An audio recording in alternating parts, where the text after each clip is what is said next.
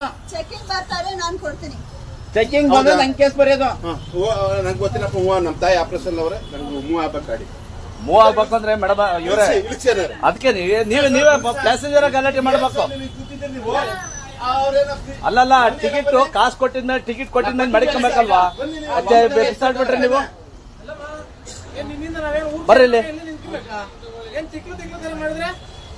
ಬನ್ನಿ ಸರ್, ನೀವು ಹೋಗಿ. ಒಬ್ಬರಿಗಿಂತ 10 ಜನಕ್ಕಿಂತ ದೊಡ್ಡವರಲ್ಲ. ಇಳಿದು ನೋಡಿ. ಕೊಟ್ಟಿದ್ದು ಬಿಸಾಡಿದ್ರೆ ಅದು 20 ರೂಪಾಯಿ ಕೇಸ್ ಎಷ್ಟಾಗ ನನಗೆ ಎಷ್ಟಾಗುತ್ತೆ ಗೊತ್ತದ? ಅದೇ ಇಳಿತಾ ಇದ ನೀವೇ ಅದಕ್ಕೆ ಇಳಿತಲ್ಲ. ಇವ್ರ ಒಬ್ಬರಿಂದ ಎಷ್ಟು ಜನ ತೊಂದರೆ ಪ್ಯಾಸೆಂಜರ್ಗಳು ನೀವೇ ಇದ್ ಮಾಡ್ಬೇಕು. ಪ್ಯಾಸೆಂಜರ್ ನೀವೇ ಮಾಡ್ಬೇಕು.